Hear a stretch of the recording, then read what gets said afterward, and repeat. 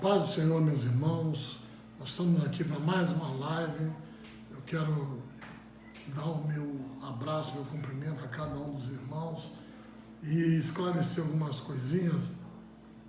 Nós pedimos perdão aos irmãos pela nossa falta de recursos, principalmente tecnológico, apenas um simples celular, não temos microfone nem nada disso, nem um ambiente próprio, o que dificulta o som. Os irmãos me perdoem que assim que for possível a gente tenta melhorar isso aí, uma situação que aparentemente é só transitória, então os irmãos têm um pouco de paciência comigo. Quanto à duração dos vídeos, eu tenho recebido bastante queixa de alguns irmãos que o vídeo é muito extenso, os irmãos não têm muito tempo. Eu não sei o que eles estão fazendo na quarentena, né? Mas deve estar na Netflix e aí não tem tempo para assistir. Bom, eu quero dizer com todo o amor no coração que eu estou me dirigindo, em primeiro lugar, aos irmãos que eu pastorei, que estão interessados na palavra de Deus. Agora, aqueles irmãos que eu pastorei e não estão interessados na palavra de Deus, eu não tenho que ficar explicando muita coisa a você. Aquelas pessoas que não são da nossa congregação, mas são nossos irmãos de outras igrejas, espalhados por aí tudo, aqueles que vêm ao nosso humilde canal, é porque gostam da palavra de Deus. Então, as pessoas que não gostam, acham que o vídeo é muito longo, pode assistir o Pato Donald, o Walt Disney, né? Ler um gibi, ver uma novela mexicana, alguma coisa assim que é bem mais própria desse tipo de gente. Agora, eu me dirijo ao público que gosta da palavra de Deus. Gosta tanto que suporta meus defeitos, a falta de tecnologia para poder estarmos juntos aqui. Então, eu gostaria de entrar no assunto hoje, que é um assunto muito importante, porém recorrente, que é o assunto do perdão.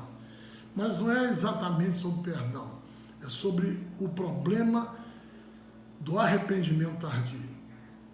Eu até já dei essa mensagem na igreja há uns 2 anos atrás, ou 3, mas eu vou voltar com ela aqui, por conta de um acontecimento que teve ocasião na semana passada. Uma pessoa conhecida, amigo até de meu filho, colega de trabalho, isso me estimulou a trazer esse assunto em pauta.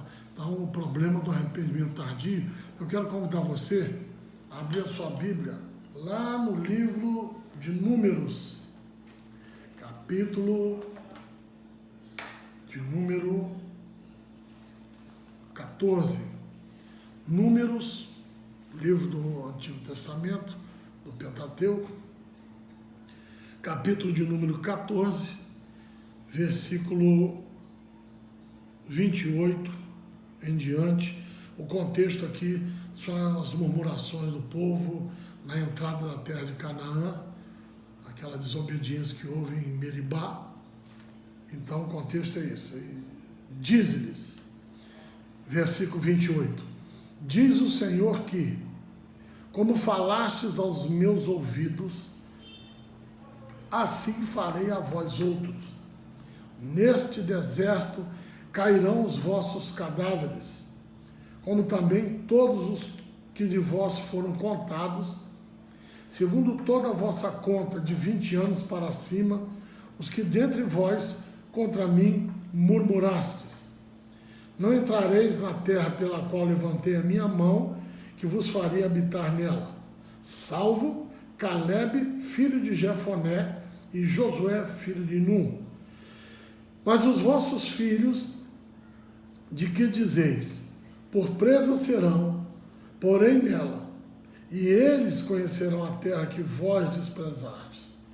Porém, quanto a vós, os vossos cadáveres cairão neste deserto, e vossos filhos pastorearão neste deserto 40 anos, e levarão sobre si as vossas infidelidades, até que os vossos cadáveres se consumam neste deserto, segundo o número dos dias em que espiaste esta terra, 40 dias, cada dia representando um ano, levarei sobre vós as vossas iniquidades 40 anos, e conhecereis o meu afastamento.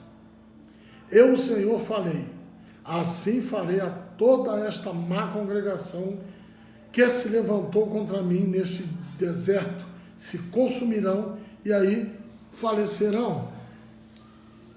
E os homens que Moisés mandara a espiar a terra, e que voltando fizeram murmurar toda a congregação contra ele, infamando a terra. Aqueles mesmos homens que infamaram a terra morreram de praga perante o Senhor. Mas Josué, filho de Nun, e Caleb, filho de Jefoné, que eram dos homens que foram espiar a terra, ficaram com vida, porque obedeceram a Deus, né? E falou Moisés estas palavras a todos os filhos de Israel. Então o povo se contristou muito, e levantaram-se pela manhã de madrugada, e subiram ao cume do monte, dizendo, eis-nos aqui, e subiremos ao lugar que o Senhor tem falado, porquanto havemos pecado. Mas Moisés disse, por que transgredis o mandamento do Senhor? Pois isso não prosperará.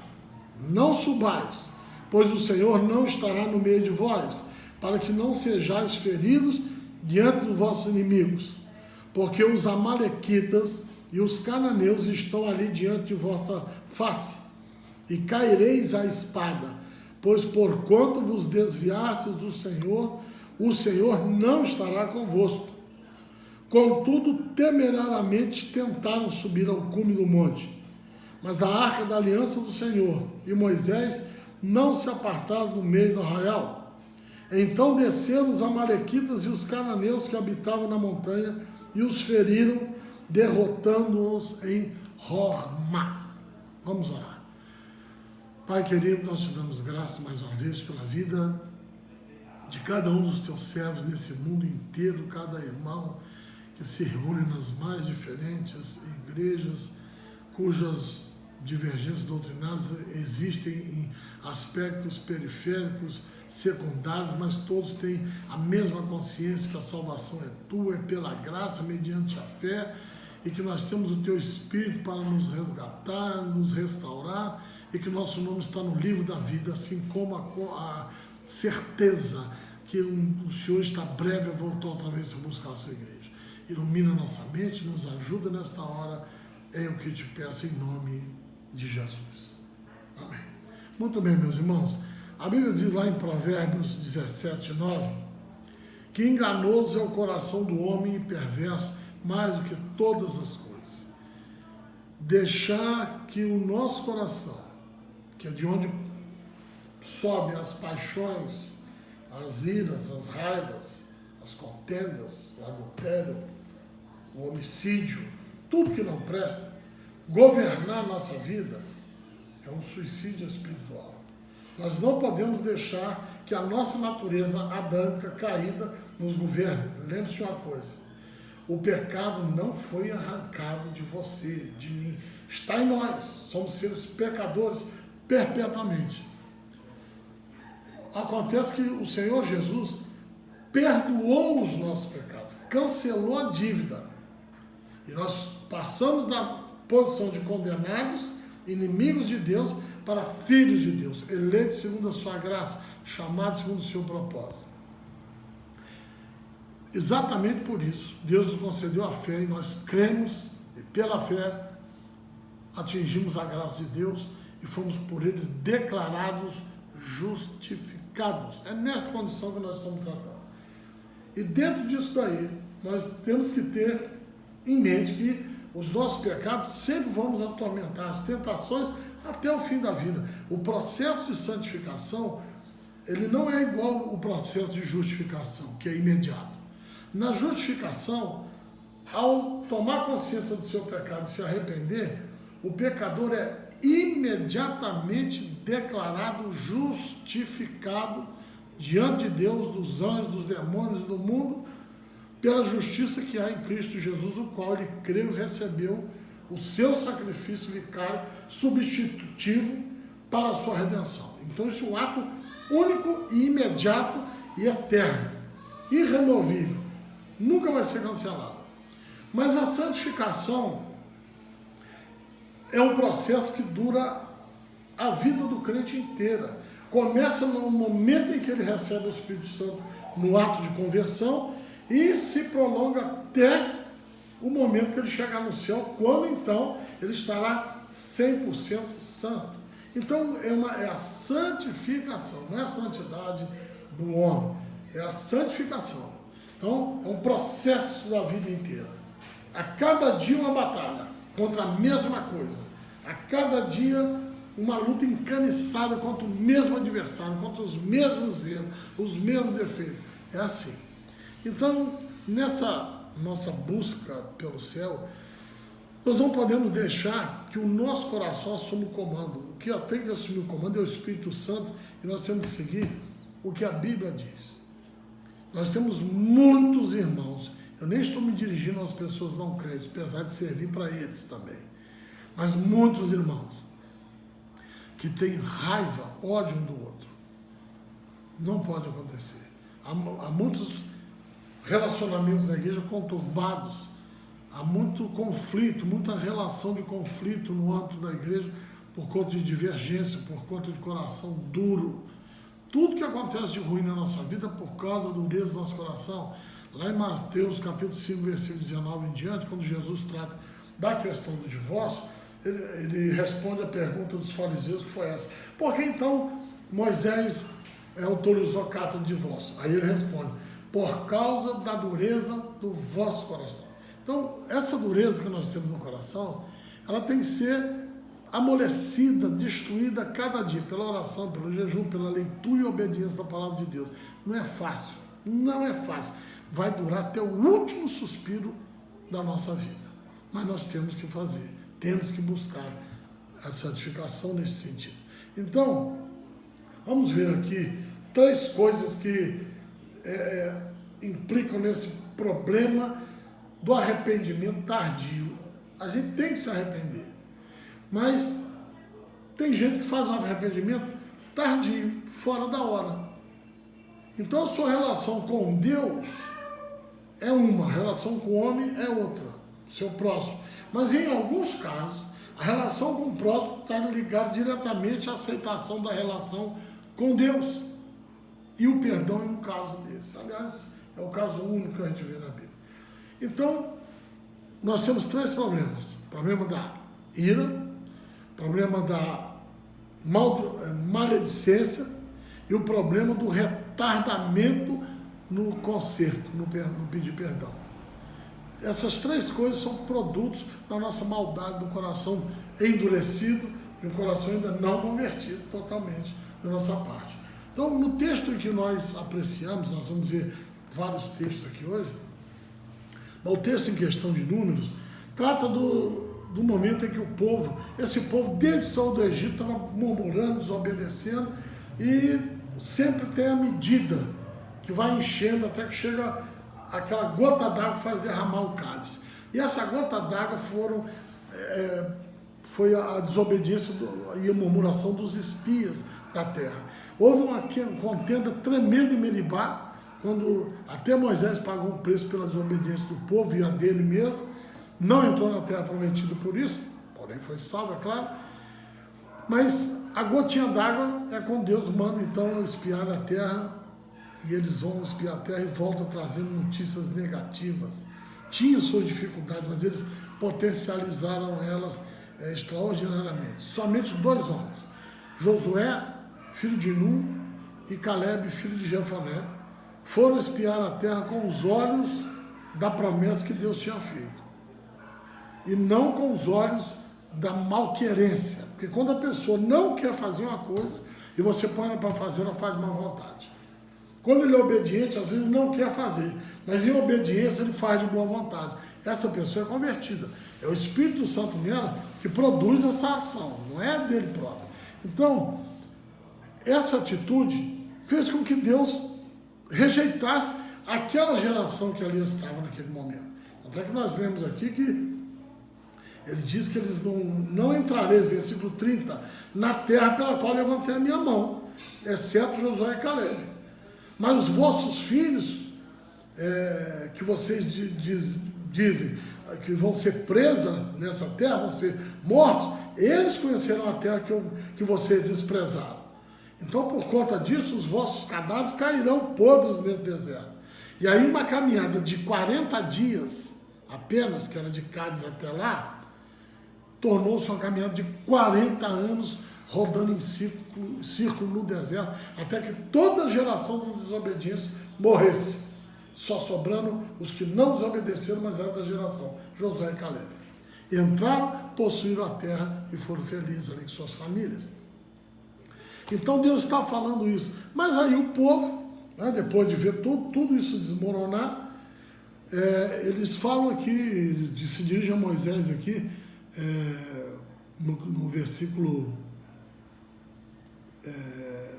39, Moisés explica: e falou Moisés essas palavras a todos os filhos de Israel, então o povo se contristou muito. O povo, depois de tanto ouvir isso e não dar crédito, resolveu dar crédito, mas já era tarde demais para o propósito naquele instante. E falou Moisés essas palavras a todos os filhos de Israel, então todos se constritaram muito. E levantaram-se, o povo, né? Levantaram-se de manhã, de madrugada, e subiram ao cume do monte, dizendo: eis-nos aqui, subiremos ao lugar que o Senhor tem falado, porque havemos pecado. Mas aí Moisés falou: agora não adianta mais. Há coisas na nossa vida que tem que ser feita por nós naquele exato momento. Não é tudo para deixar para trás. Tem coisa que Deus vai perdoar, mas as consequências vão te atormentar a vida inteira. Então, tem que se ter cuidado. O arrependimento tardio é um veneno. E o que leva a ele é o seguinte: primeira coisa, é a ira, a maledicência e esse retardo, né? Então, o que leva a esse arrependimento tardio? Primeira coisa é a ira. Lá em Provérbios 10, 12, diz que o ódio, a raiva, ela excita a contenda ou as contendas. No grego, a palavra contenda é a tradução da palavra makoi, com K, que significa guerras. Então, contenda nada mais é do que uma guerra, uma briga. E numa guerra existem várias batalhas. Há pessoas, meus irmãos, que vivem uma vida de guerra constante, que elegem dentro da igreja. Eu estou falando em caráter especial aos crentes. Ele olha a pessoa dentro da igreja por inveja, seja lá por que sentimento for, ele elege aquela pessoa o alvo dos seus bombardeios. Então ele guerreia contra aquela pessoa, ele batalha, não consegue, ele volta, arruma outra batalha, mais uma batalha. Irmãos, o ódio excita guerra no nosso meio, contenda, e Deus não aprova isso. Tem pessoas que têm a ira, a raiva, o ódio como regra de existência, como profissão de fé. Você acredita nisso? Provérbios 6, 14 diz assim: no coração dessas pessoas a perversidade, todo o tempo maquina o mal, anda semeando contendas. Há pessoas que a vida delas gira em torno de arrumar briga para ela e para os outros. Seu espírito não tem paz, ele vive só disso, ele se nutre desse lago incandescente da raiva e da ira. Esse tipo de pessoa provoca brigas o tempo inteiro. Provérbios também, 15 e 18, isso eu vou ler aqui, estou com 3 Bíblias abertas aqui, para ver se a gente consegue agilizar para os irmãos. Não vou ler todos os textos, mas alguns eu vou ler aqui para os irmãos. Provérbios 15, 18, diz a palavra de Deus, ó: o homem iracundo suscita contendas. Aí a outra parte do versículo diz: mas o longânimo, paciente, apaziguará a luta, né? Isso aqui, Provérbios é um livro poético, e na poesia hebraica, uma das suas características é exatamente essa que nós estamos vendo aqui, que é o antagonismo, né? Quando existe o paralelismo antitético, é esse caso aqui. Duas passagens são mencionadas, uma paralela à outra, mas uma contradiz a ideia da outra, né? Como ele diz aqui: o homem iracundo provoca a contenda, mas o homem paciente apazigua a luta. É isso, o paralelismo antitético. Então, vejam só, o homem iracundo, a mulher iracunda, a pessoa iracunda, ele suscita, ele fomenta, ele incentiva, ele causa a ira, a raiva. Há pessoas que adoram causar isso nos outros. E de tanto causar, irmãos, ira, raiva, quando o ambiente vai deteriorando pela briga, pela raiva, isso tanto na igreja quanto dentro de casa, na vida pessoal de cada um de nós, isso provoca a destruição de grandes amizades. Você sabia que há grandes amizades na igreja que a gente perde por conta de ira, por conta de contenda, por conta de fofoca, por conta de murmuração?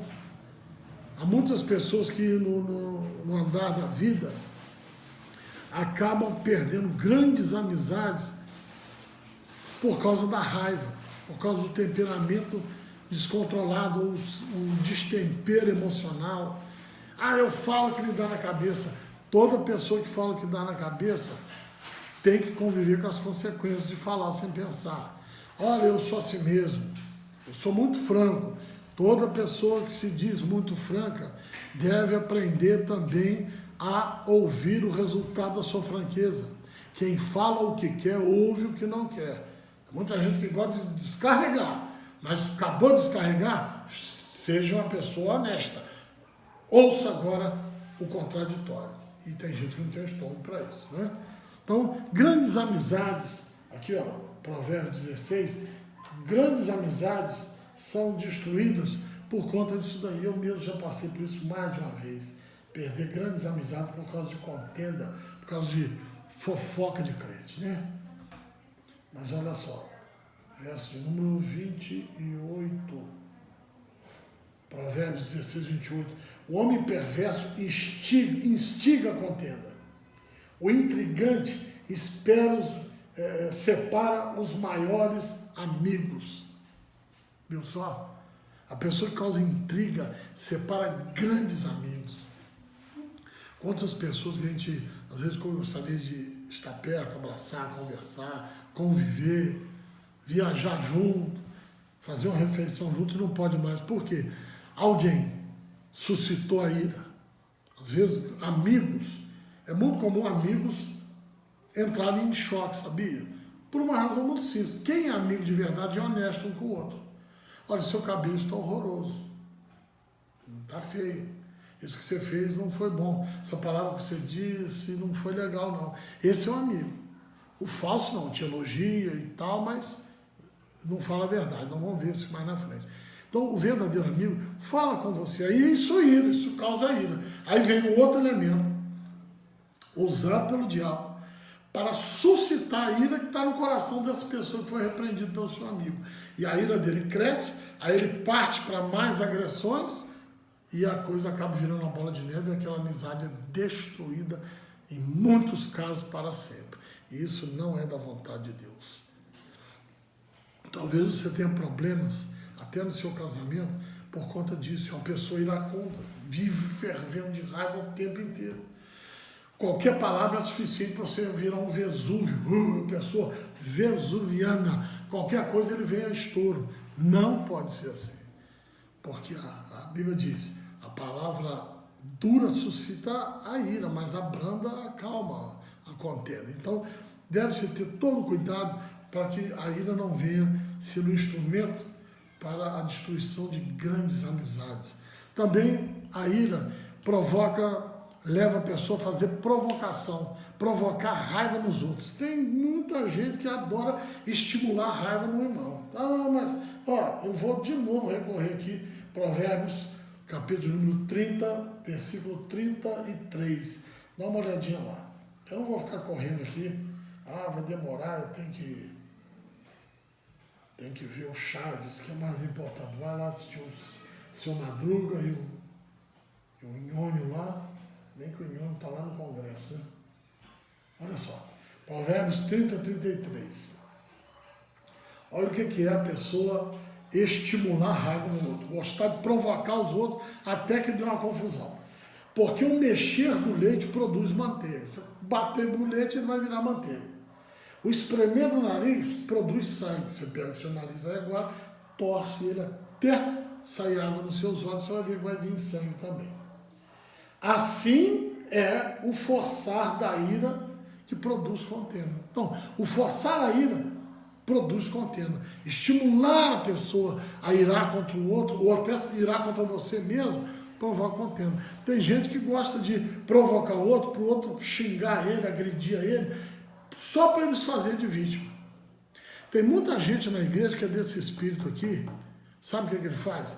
Ele está enrolado, está com mulher na rua, bebendo, roubando, chutando o cachorro dos outros, está pintando a sapequeira, mas ele não quer assumir isso. O que ele faz? Ele está firme, ele lutar com as fraquezas dele, ficar firme, ele quer estar aos pés de Jesus e jejuar para se livrar desse problema todo? Não. Ele quer se entregar à vida do pecado. Mas como ele não tem dignidade nenhuma, que até o salvo até para pecar tem dignidade. Ele peca, mas ele chora, ele não gosta do pecado, ele quer se livrar do pecado, e ele vai se livrar do pecado. Agora, o sem vergonha não. O que ele faz? Para poder se entregar à vida da devassidão, sem ter que assumir os ônus dessa culpa, ele tenta jogar a culpa na igreja ou em alguém na igreja. Aí ele vai lá e provoca uma situação para um pastor, um irmão, uma irmã, qualquer pessoa, dar uma ripada nele. Quando fala a palavra daquela de afastar chato, né? Aí ele faz igual o Romário, não, mas chama esse menino Neymar, fez nessa última Copa do Mundo. Passou a Copa do Mundo inteiro rolando na grama, tentando cavar falta, cavar pênalti, fez tudo, menos jogar futebol, né? Então tem gente que é assim, em vez de estar orando, contribuindo, ajudando, obedecendo, estudando a Bíblia, não. Ele está caçando confusão dentro da igreja. Aí ele vai lá, dá uma patada em alguém, recebe a descarga de volta, né? É a lei a primeira lei de Newton, né? Todo esforço, todo aplicado num certo sentido, vai resultar numa resposta em sentido oposto com a mesma intensidade. Aí pronto. Com isso ele se joga no chão, me magoaram, saí da igreja, vou tomar todos, estou no meio da cachorrada por culpa do pastor fulano, por culpa do Beltrano. Irmão, primeiro, mesmo que você seja atingido, eu já fui atingido em igreja, pela minha liderança. Eu não aceitei a liderança na cruz, meu líder, graças a Deus, líder terreno nenhum meu estava pregado lá. O único que foi pregado lá foi Jesus e ressuscitou. Meu dever é com ele. O meu líder, se ele errar comigo, tem que orar por ele, suportar ele.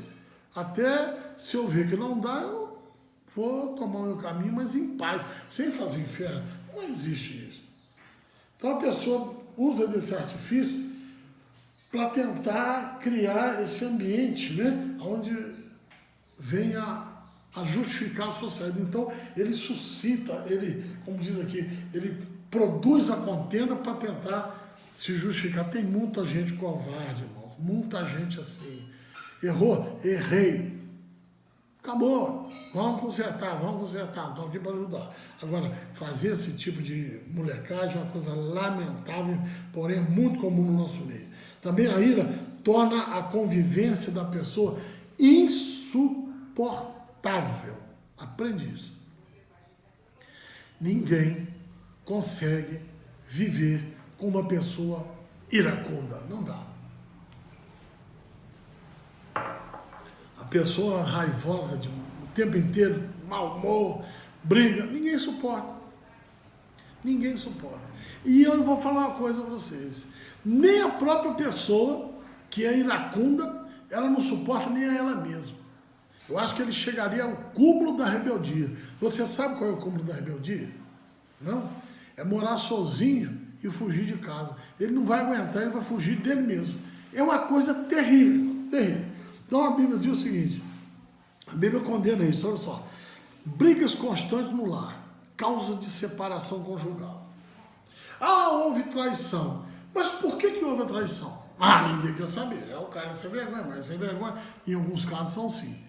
Mas não se vê que às vezes a pessoa foi empurrada para aquilo porque tem um ambiente degradado dentro de casa. Nós tivemos missionário na Ucrânia durante 11 anos. Hoje o trabalho lá está independente, graças a Deus. Mas o nosso missionário lá, o pastor Luiz Alberto Schirmer, que hoje é pastor lá perto de Belo Horizonte, ali, Betim, Água Santa, por ali. Ele dizia que os ucranianos, quando eles se referiam a alguém mal-humorado, eles usavam esse termo, que dizia assim: fulano, o seu humor hoje está podre. E é uma expressão pesada, mas ela é verdadeira. Tem gente que o humor dele é podre. Qualquer coisa, uma semana sem falar com a mulher ou com o marido. Mas não sei o quê. Para que isso, irmãos? Para que isso? Aí a pessoa é maltratada, acha alguém que trata bem lá, acabou. Não. Então, vamos parar de querer justificar os nossos erros em cima da fraqueza alheia. Vamos assumir a culpa de muita coisa que a gente produz os acontecimentos. Você faz tudo.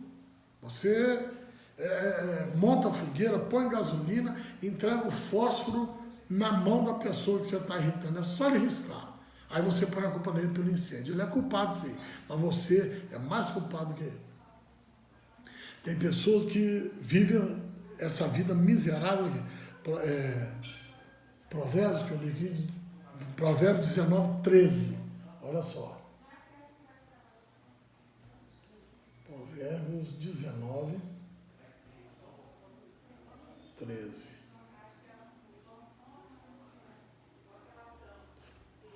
Veja o que diz a Bíblia, irmãos.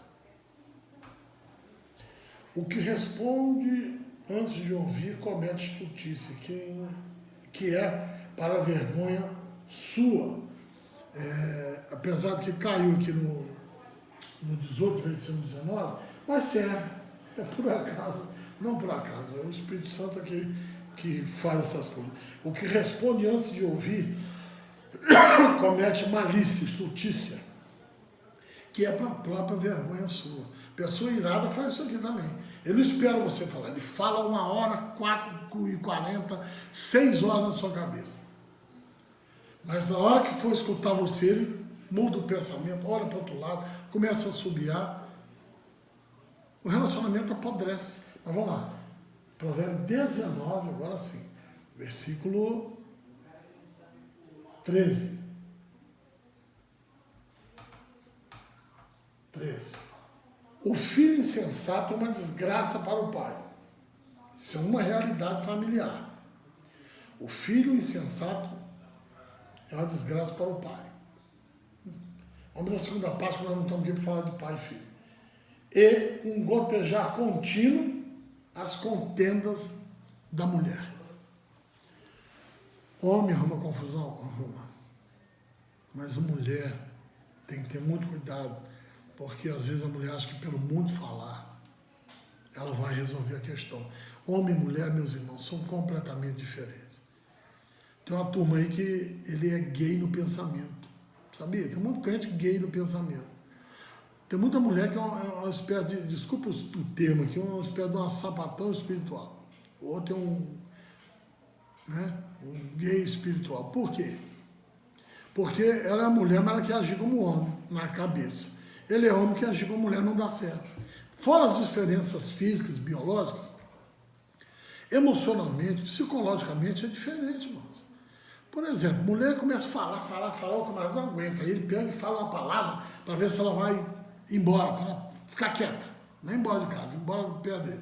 Só para parar. Ela guarda aquela palavra no coração, daqui a 30 anos, quando ela perdeu um argumento de uma discussão, ela joga aquilo no ar.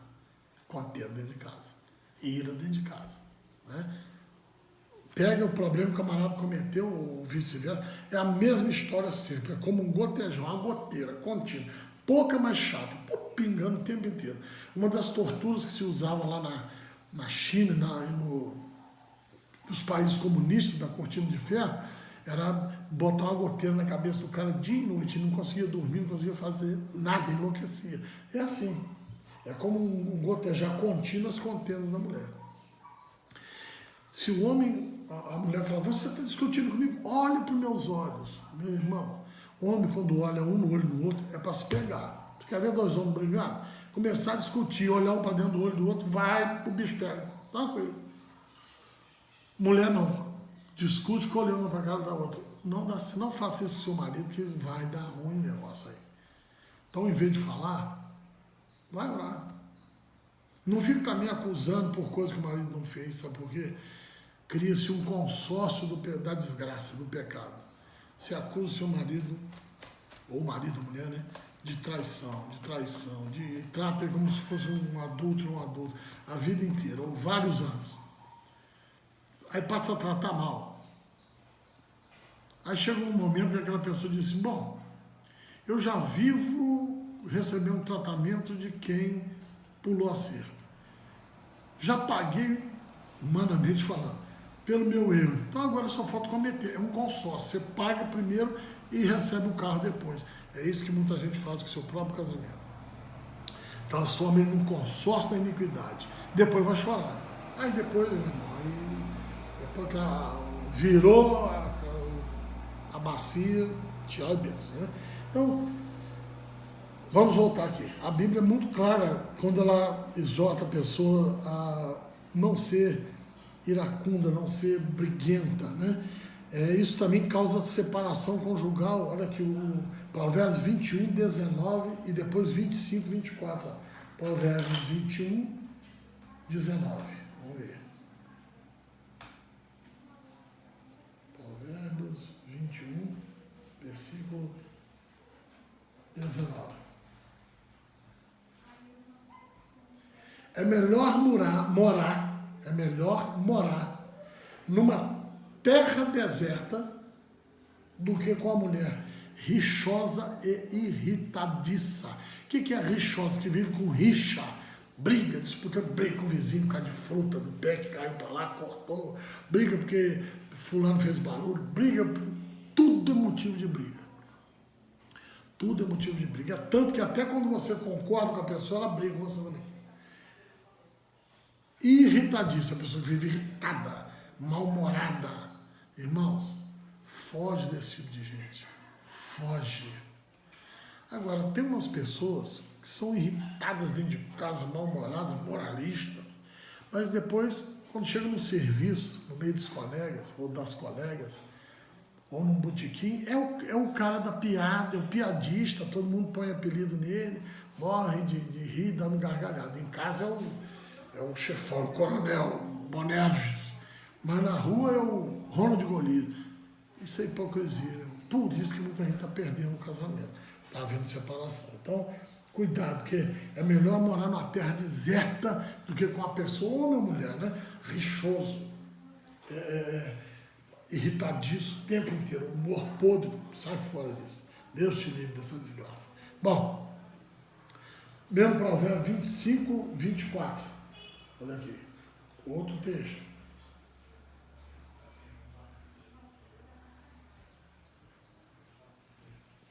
Vinte e 24 Provérbios. Lá. Melhor é morar no canto do telhado, igual um pombo, do que com a mulher briguenta numa casa ampla. É melhor morar no canto do telhado, lá no bico, como se fosse um morcego, uma maritaca, um pombo, do que numa mansão luxuosa, mas dentro dela ter que conviver com uma mulher briguenta, que só briga, só reclama. Ou com um homem, a irmã, tem um marido que só briga, não elogia comida, não elogia nada, tudo defeito. Mas na rua, na rua elogia. Ai, fulano tá bonito, tá bem. Se você casou com um traste aí, né, o negócio, orar, né, para ver se converte. Às vezes é crente, mas não se converteu. Só Jesus tem misericórdia. E esse tipo de tratamento, esse tipo de convivência, traz amargura. Amargura. Salmo 64, versículo 3. Salmo 64, versículo de número 3.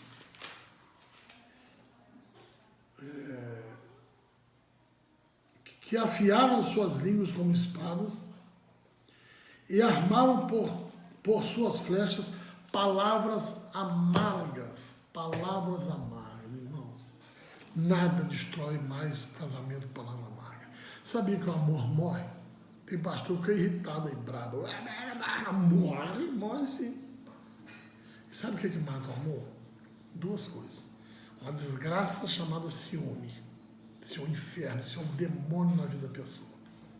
Isso acaba com qualquer casamento. Ciúme nada mais é do que desconfiança. Segunda coisa, palavras amargas, mal faladas, mal ditas. Viu de onde veio a maldição? Então, a pessoa tem palavra para destruir. Se é um menino burro, você não vai aprender, a criança vai ficar alienada, vai ficar tolhida, vai ficar bloqueada. Por que tem professor que traumatiza aluno? A aluna às vezes fala assim para mim, professor, eu nunca gostei de história. A grande parte dos meus alunos, quando no primeiro dia de aula não me conhecia, a primeira frase que eu vi, eu não gosto de história, porque é chato, tem que ficar decorando. O professor botava eu para copiar o caderno o dia inteiro. Copiar para eu ficar decorando um texto o dia inteiro. Isso não é professor. O professor ensina. Então, aí a gente mudava a maneira, né? Tem um outro jeito de explicar as coisas, e envolvia a garotada, a rapaziada, numa conversa, num tema político, e dentro daquilo ali trabalhava os conteúdos históricos todos. E a pessoa passava a gostar. Muitos relatos eu vi, professor, gostei, passei a gostar de história por conta de você. Geografia, mesma coisa, troço chato. Como fui da Marinha, viajei por aí tudo, contava as histórias de lugares que eu estive, coisas que eu realmente vi. É diferente.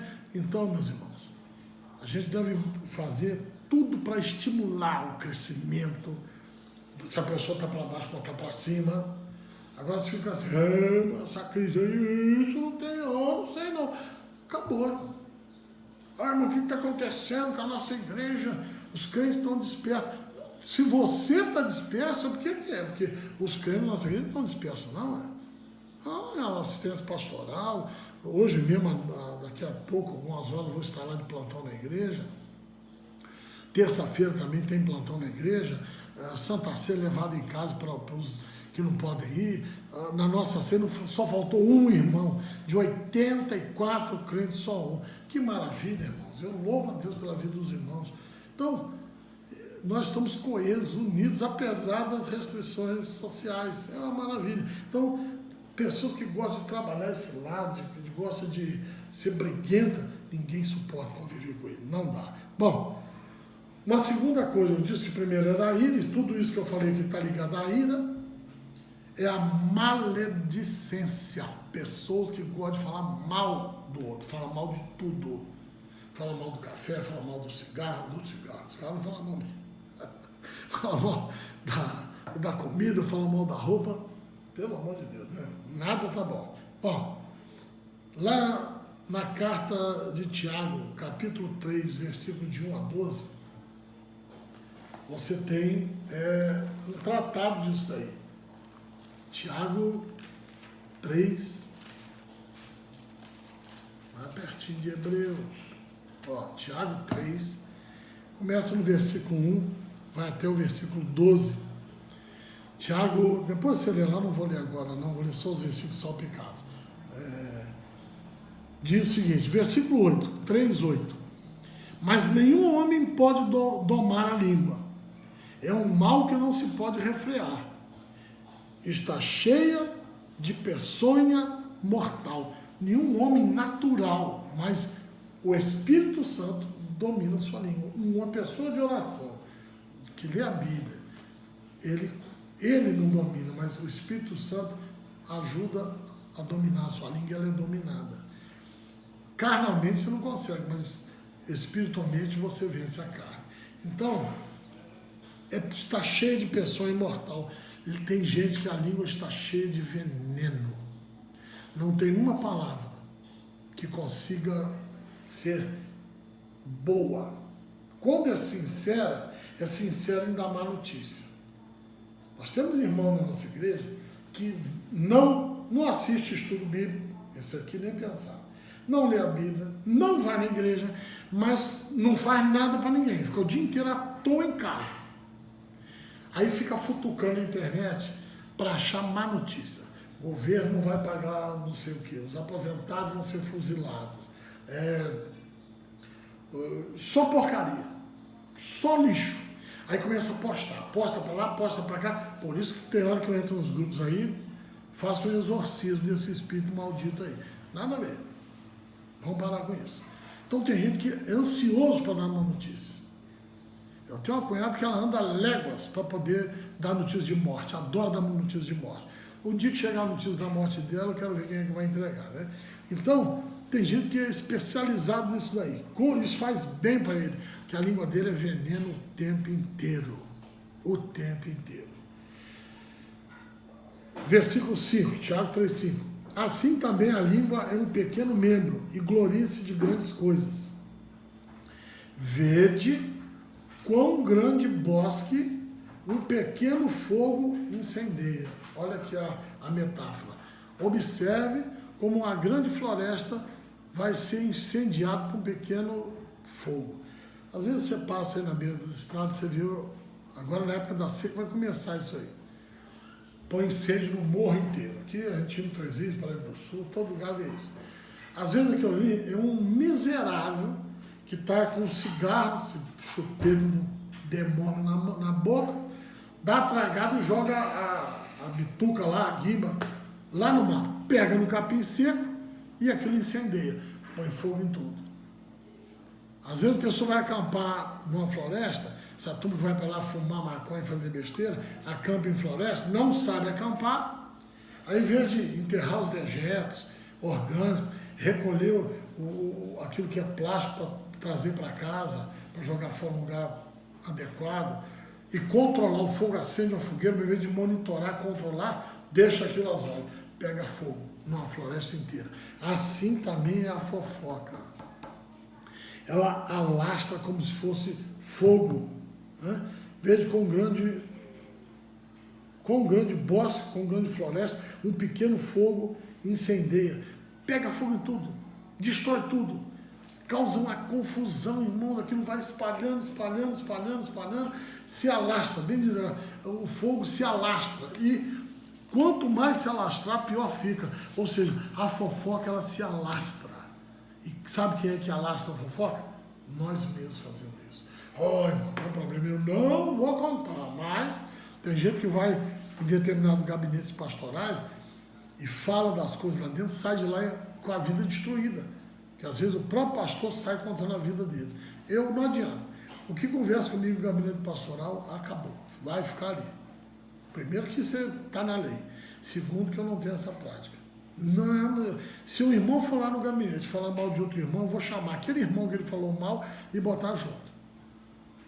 Porque aí você põe o que caluniou e o caluniado. E agora nós vamos ouvir. Se tiver que chamar testemunho, chama quantas forem necessárias.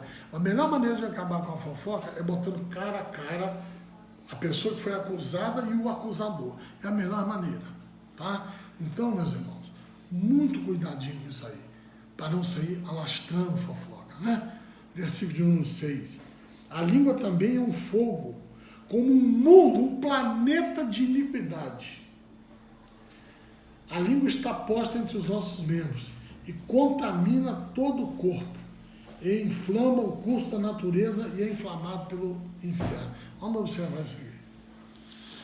O seu fogo vem do inferno. Aqui, ó.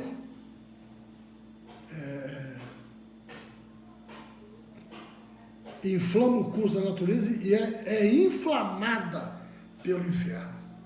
É motivada pelo inferno. Nasceu no inferno e foi para sua boca.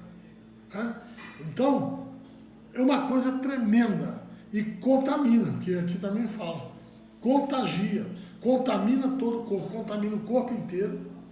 O fofoqueiro faz fofoca até sem abrir a boca. Com o olho ele começa a olhar para a pessoa e apontar. Ele já combinou lá fora, aquele que eu ficar olhando é esse, aquele ali, aquele ali. Aí, em provérbio tem um provérbio aí que fala, o homem ímpio, ele fala com os olhos, gesticula com a boca, com os dedos. Então esse tipo de pessoa que fica dando careta, sinal, é ímpio, irmão. É ímpio. O crente tem um problema, vai lá e fala direto com a pessoa, não fica indicando ninguém não. Então isso contamina o corpo todo e contamina a igreja inteira, contamina a família inteira, uma rua inteira, um bairro inteiro, uma cidade inteira. Tem cidades aí, meu irmão, de interior, que a fofoca faz parte da cultura deles. Cultura do inferno, que veio de lá, né? Então não entra nessa não. Não seja um espalhador de notícia não, que isso aí é muito ruim, né? A outra coisa é a falsidade, porque todo fofoqueiro falso é, né? Então, versículo 9 ao 12, ó. Com a língua, com a língua bendizemos a Deus, o Pai. E com ela, a mesma língua que a gente bendiz a Deus, amaldiçoamos os homens, feitos à semelhança de Deus. Esquecendo que o homem é imagem e semelhança de Deus. Amaldiçoar o homem é amaldiçoar a Deus. De uma mesma boca procede bênção e maldição. Aí vem um conselho. Meus irmãos, não convém que isso se faça assim. Porventura deita alguma fonte de um mesmo manancial água doce e amargosa? Meus irmãos, pode também a figueira produzir azeitonas? Ou a videira produzir figos? Não. Assim, tampouco pode uma fonte dar água salgada e doce. Sabe o que ele está falando com isso? Se você é crente, você não pode ser fofoqueiro. Se você for fofoqueiro, é porque não é crente. Ele está dizendo que quem tem o Espírito Santo não faz fofoca. Mas quem faz fofoca é porque não tem o Espírito Santo. É isso que ele está falando aqui. O salvo não se comporta desse jeito. A fofoca veio até você, chegou, você tem ouvido, ela acaba chegando. Mata no peito, bota no chão e pisa em cima, igual o jogador profissional faz. Dali para frente não passa mais.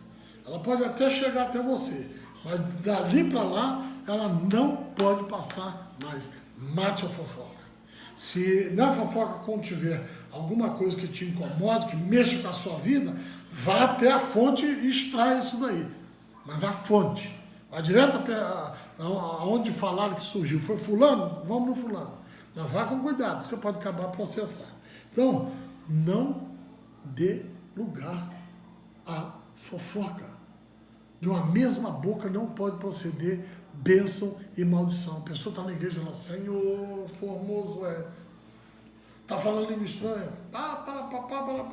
Profetizando, oh, isso que eu te digo, e etc. Mas essa mesma boca aí fala mal dos irmãos, fala mal do pastor. Eu não estou com medo de você falar mal de mim, não. Pode falar para mim, estou nem aí. O que você falar não pode ser a verdade, aí vai me incomodar, eu tenho que me consertar. Mas se malhar, não me atinge nada. Não atinge nada. Então, cuidado, porque tem muita gente que perde os filhos.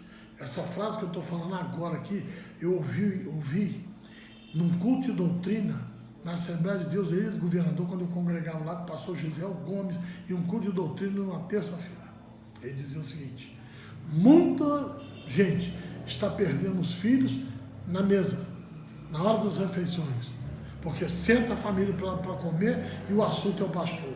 E o pastor é isso, e critica o pastor. Os seus filhos começam a ver o pastor como uma pessoa errada. Não vai dar crédito a ele.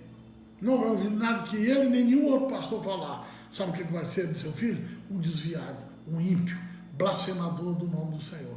E de quem é a culpa? Sua. Porque em vez de ensinar a verdade, o amor, o respeito, você ficou ensinando a falar mal do pastor. E pior, chega na igreja, você põe as canjicas desse tamanho rindo para o pastor, abraçando o pastor.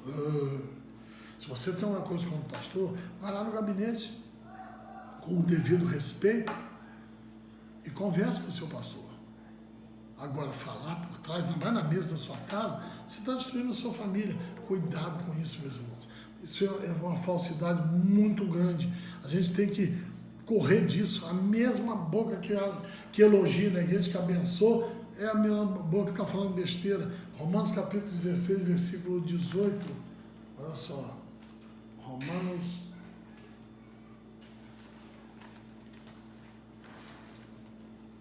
Bíblia Nova... Cola. Romanos 18, falei?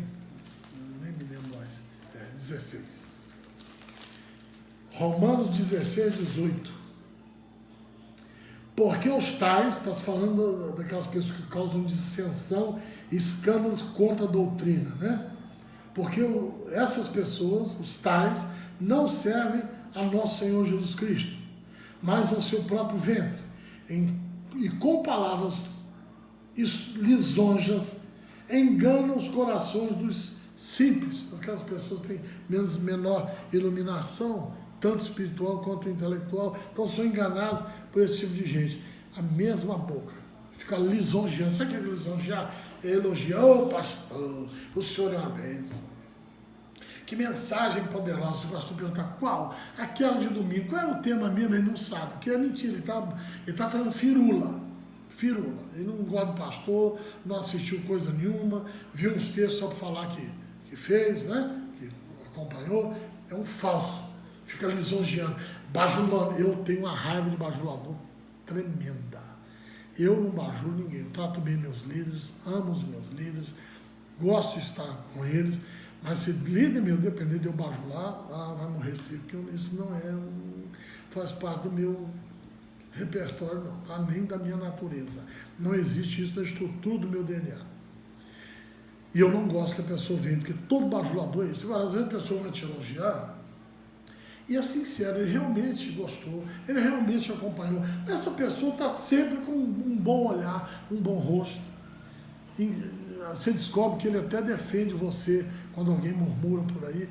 Tem gente sincera assim, mas cuidado com o lisonjeador, o bajulador, que elogia para ganhar um cargo, para ser consagrado, para ganhar alguém, para pegar uma namorada, um namorado. Cuidado com isso. É um elogio falso, tá? A mesma boca que diz: oh, meu irmão, mas eu te amo em nome de Jesus. Meus irmãos, vocês me perdoem, mas eu não tenho estômago para isso. Aí a pessoa fala assim: irmão, eu te amo, irmão, estou com saudade de você. Tá nada, irmão. Tá coisa nenhuma. Quer mais que você se lasque. Ele está preocupado com o seu dízimo, com a sua fé, com o seu carro, com o seu serviço. Está preocupado em outras coisas. Agora, com você, amar você, muita gente na igreja vira para o irmão que está do seu lado: eu te amo em nome de Jesus. Acabou o culto, ele está falando mal de você. Primeira chance de tramar algo para destruir a sua vida, ele está dentro. Não seja desse tipo de gente, meus irmãos. Não seja. Porque tudo isso que eu estou falando vai fechar lá no final, quando eu falar do retardamento no ato de se arrepender. Porque tudo isso que eu estou falando com vocês até agora vai gerar milhares de motivos de arrependimento. E se você não for rápido para se arrepender, isso vira uma bola de neve incontrolável e o tempo pode passar e você não conseguir arrumar isso mais. E aí você vai sofrer essas consequências. Por isso que eu estou sendo tão criterioso nessas proposições aqui. Outro problema que acontece muito é o problema de calúnia. Irmãos, a calúnia, eu nem vou ler mais nenhum texto aqui não, mas lá em Timóteo 3, 2 Timóteo 3:3, diz para não escolher pessoas que sejam caluniadoras, difamadoras dos outros. Tem pessoas que só sabem difamar, só sabem caluniar, só sabem inventar coisa um do outro. Vê um irmão com a irmã conversando na esquina, já acha que está em pecado. Se vê um homem e uma mulher conversando, um pastor com uma irmã, um irmão com outra irmã, lá na esquina do Brasil, lá, sei lá, qualquer lugar do estádio, ele já pensa no pecado. Sabe por que ele pensa isso? Ele pensa isso porque ele é assim. Se fosse ele estaria enfurnado em alguma coisa errada. Então ele olha todo mundo pela ótica dele. Ele pesa todo mundo pelo gabarito dele. Aquilo que ele é, ele acha que todo mundo é. Toda pessoa que acha que você é ladrão é porque ele é ladrão. Toda pessoa que acha que os outros é adulto é porque ele é adulto. Ele deve pegar contra adultério, contra fornicação, mas a pessoa que só fala nisso é porque tem problema com isso. A pessoa que só fala em dinheiro é porque tem problema com dinheiro. Você está dirigindo, vai passando um corredor apertado, a carreta de um lado, a carreta do outro. É a conta do retrovisor do carro. Tenta tenta na hora, acelerar e olhar para um dos lados. Sabe o que vai acontecer? Para o lado que você olhar, você vai bater. Mas se você fixar a meta, você não bate. Então tem gente que olha para os outros, olha para aquilo que ele faz. Então, julga você a partir disso daí. E aí vem a calúnia. A calúnia é uma desgraça, irmão. Porque depois que você calunia uma pessoa, o nome daquela pessoa nunca mais se limpa. Nunca mais. A sua língua está a serviço do mal. Ela compõe, é um compositor de mentira, de engano. Salmo 50, versículo 19. Salmo 50, versículo 19. Soltas a tua boca para o mal, e a tua língua compõe o engano. Olha aí. Esse tipo de gente só faz isso e está construindo um edifício que depois será difícil de você desconstruir. Complicado. A língua do boateiro é um problema sério. É Provérbios 26, 20. Olha só. É muito conhecido. Eu até tenho uma particularidade nessa passagem aqui, que eu vou dizer aos irmãos. Não, mas Provérbios 26, 20. Olha bem. Sem lenha, o fogo se apagará. E não havendo intrigante, cessará a contenda. Ou seja, se não houver quem cause a intriga, quem busque a intriga, não vai ter briga, não vai ter contenda. Às vezes a pessoa olha lá e fala, fulana, eu vi seu marido conversando bem com Beltrana de tal. Falou aquilo só para suscitar naquela pessoa a ira. Às vezes sabe que o casal tem problema de ciúme, de relacionamento, aí vai lá, finge que é uma conversinha de nada e solta então, igual aquele dia que eu vi você lá no parque, parque é meio suspeito, lá na porta da loja tal, do restaurante X, conversando com fulano. Você já sabe que a outra pessoa tem ciúme. Gente, desculpe fulano por ter falado. Aí eu vou ali, sai, já plantou a desgraça. Esse tipo de gente, irmãos, se não se arrepender, não tem como ir para o céu de maneira nenhuma. Então, sem lenha o fogo se apagará. Ou seja, se não tiver quem sustente a mentira, a calúnia, a fofoca, ela acaba. Mas se tiver uma pessoa para sustentar, ela vai progredir. Aí eu misturo esse versículo com aquele de Tiago, do incêndio. Sem lenha o fogo se apaga. Agora, se eu ficar colocando lenha, vira um incêndio que é uma floresta inteira. Mas se eu não puser lenha, o fogo que há vai apagar, vai extinguir. Então não seja você um alimentador de fake news, de mentira, de fofoca. E mesmo que a notícia seja verídica, mas ela é danosa, ela corrompe a moral de alguém, ela ofende a fé de uma igreja, não espalhe o que você ouviu. Seja sábio, seja controlado, porque a língua fere, lá Salmo 57, versículo 4, comparando com a flecha, e aquilo fere. Há palavras que ferem, e como eu disse no início do vídeo, muita gente fere o cônjuge, fere o outro, e uma coisa, minhas irmãs, vou falar especificamente para as mulheres. A mulher se fere com muita facilidade. Magoou a mulher. Mas você sabia que o homem também tem sentimento?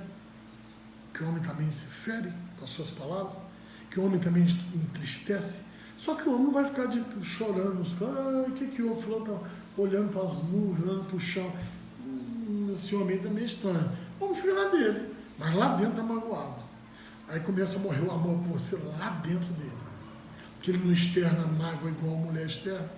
Então cuidado, que você fala às vezes as coisas, e seu marido é atingido. O homem tem sentimento. Não é só a mulher, o homem também tem. Aí encontra lá na esquina uma outra pessoa que vai falar bem dele. E ele fala, eu não tenho na minha mulher o que eu tenho dessa pessoa. E aí a desgraça começa. Então, muito cuidado com isso. Também o falatório produz amargura, Salmo 64, versículo 3. Muita gente hoje amargurada, casamentos amargurados, velhos, antigos, cheios de mágoa, amargura, por conta dessas palavras, por conta de fofoca. Então, para terminar essa mensagem, eu digo, não espere o amanhã para perdoar, para consertar. Não, conserta logo com o teu próximo. Eu vou ler aqui Mateus, vai ser o último texto que eu vou ler. Mateus capítulo 5, versículo... Mateus capítulo 5, versículo 23. Vou pegar logo no 23 para não tomar muito tempo. Olha só.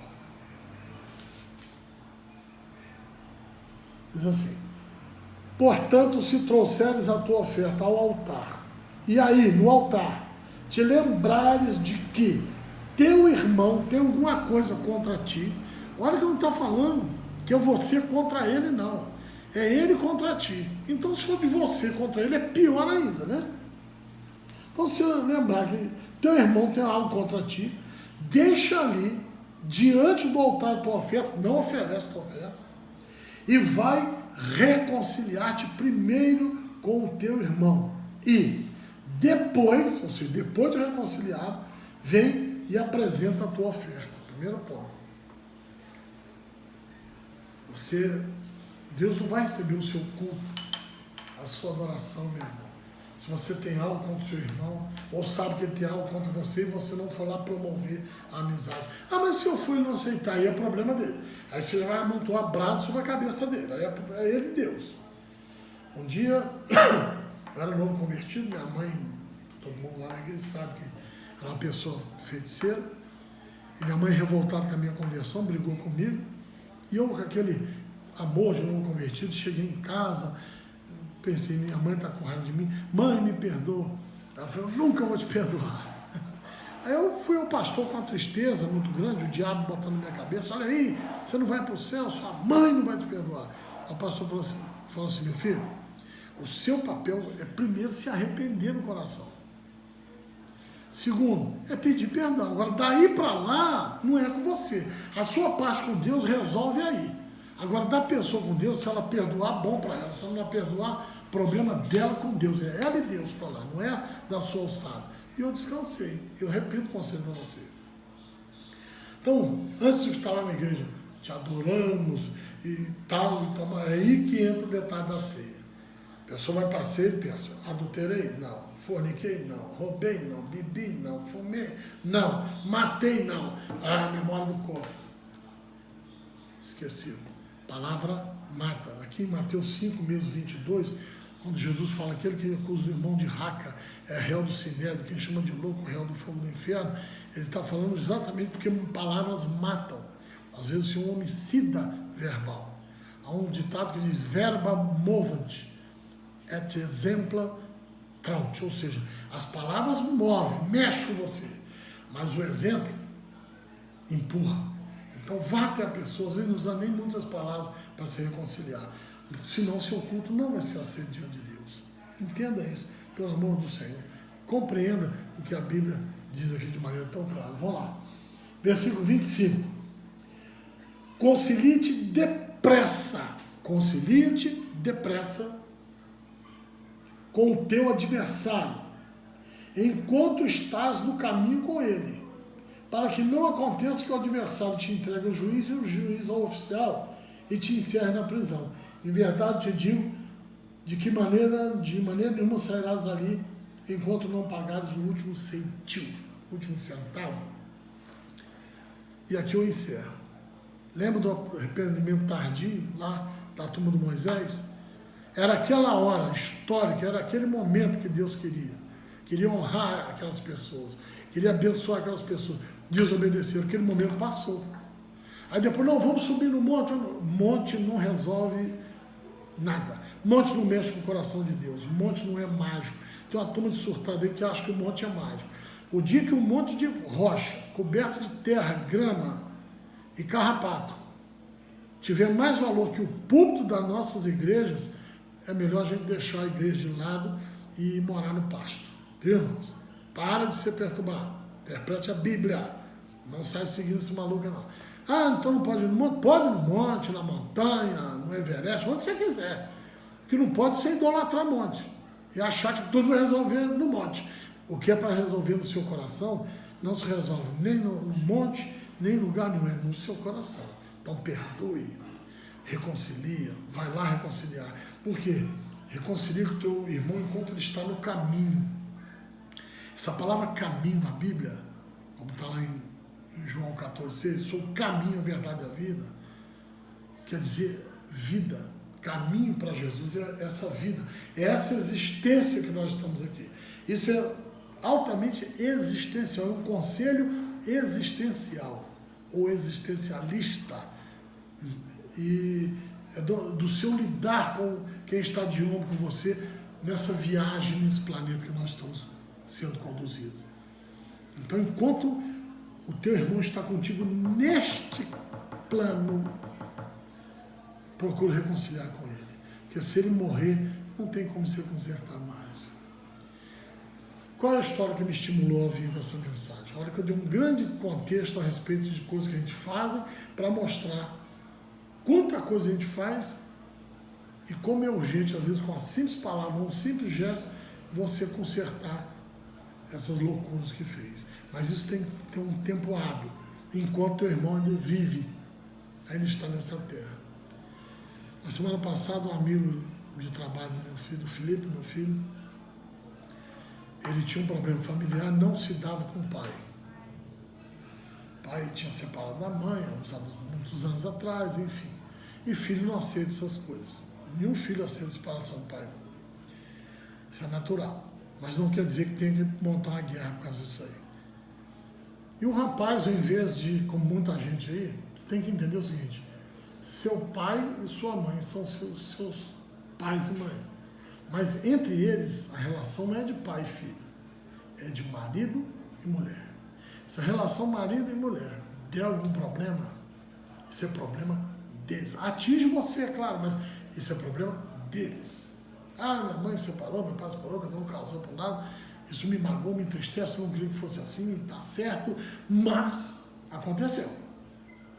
Então, deixa a relação homem e mulher com eles. Não perca o respeito, nem o amor pelo seu pai, porque separou de sua mãe, ou da sua mãe, porque separou do seu pai. Não faça isso. Sua relação de filho é independente. Tanto é que eles, ao se separarem, serão ex-cônjuges, ex-marido, ex-mulher. Mas não existe ex-filho, ex-pai e ex-mãe. Não existe. O casamento se dissolve também por viuvez. Morreu um dos cônjuges. Mas filho e pai não se separam, mesmo que morram. Ah, meu pai morreu. Morreu, mas a lembrança nunca mais vai sair daqui. Os ensinamentos que meu pai me deu, nunca esqueci, estão comigo até hoje. Até hoje eu me recito, até hoje eu choro a morte do meu pai. Está chegando o mês de agosto aí, faz aniversário de morte dele. Vou chorar no dia 18 de agosto, vou entristecer até o último dia da minha vida. Não existe ex-filho. Meu pai perdeu 2 filhos ao longo da sua vida. Nunca deixou de chorar por eles, nunca deixou de lembrar deles. Então essa relação é indissolúvel.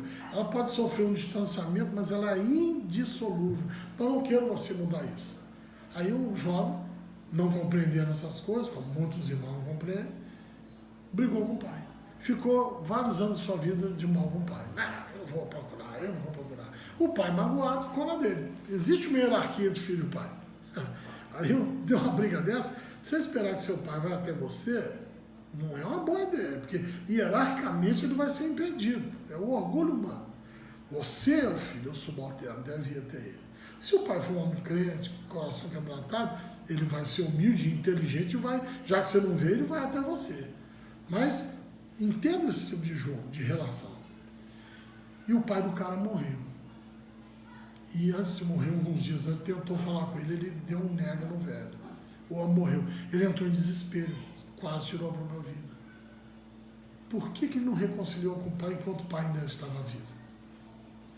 Por que agora amargar o resto da vida com remorso, que é o pior sentimento que alguém pode ter? Detalhe, esse moço era crente e desviou-se. Tomara que isso aí leve ele aos pés de Jesus. Mas pode levar ele para o buraco também, para a sepultura, ele pode suicidar, cometer uma loucura. Vamos orar por ele para que isso não aconteça. Eu estou orando. Então, meus irmãos, é isso que eu quero te dizer. Tem lá um pai, uma mãe, um tio, um irmão, um parente, um crente. você não se dá, brigou, reconcilie com ele. Claro que tem casos que não depende de você. A pessoa cheia de ódio, você não quer ver você na porta dele. Como é que você vai lá? Não dá. Eu tenho algumas pessoas que são desafetos meus. Mas não porque eu quis. E se a qualquer momento abrir a porta de suas casas para que eu reate a amizade, a convivência, porque perdoados já estão. Eu falei com a maior naturalidade. Eu não tenho raiva de ninguém, ódio de ninguém. Então, meus irmãos, procura consertar com o teu irmão enquanto ele está no caminho contigo, porque senão vai ser tarde demais. E a Bíblia ainda fala aqui, depressa. Procura consertar-se depressa, porque senão será tarde demais. Que Deus te abençoe e te guarde. Eu vou dar aqui uns avisos, em seguida estarei orando e encerrando. Logo à noite, hoje é domingo, eu vou estar na igreja, como de costume, de plantão.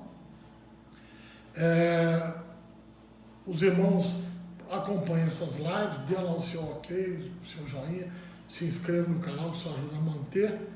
E você, na medida do possível, vai me suportando aí. Nós temos nossos grupos, lá no grupo, se você tiver alguma necessidade, fala conosco lá, ou fala diretamente pelo meu WhatsApp, só tirar lá no grupo, de maneira que um vá conversando com o outro, um vai se entendendo com o outro.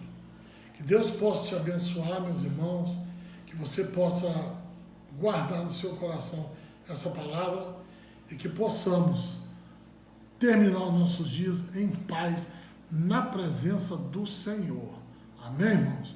Eu vou orar e nós vamos encerrar. Eu vou estar dando então a bênção final apostólica aqui. Vamos orar, meus irmãos? Senhor, nosso Deus, nosso Pai, te agradecemos por esses momentos que aqui passamos juntos. Que o Senhor nos abençoe, nos guarde e que essa palavra possa servir de consolo, de instrução aos nossos irmãos. Que o Senhor nos abençoe, que o Senhor nos guarde, que o Senhor nos ajude. É o que eu te peço, Senhor, e agradeço por tudo, em nome de Jesus. Amém. E quanto ao mais, irmãos, regozijai-vos, sede perfeitos, sede consolados, vivei em paz, e o Deus de amor e paz será convosco. Amém.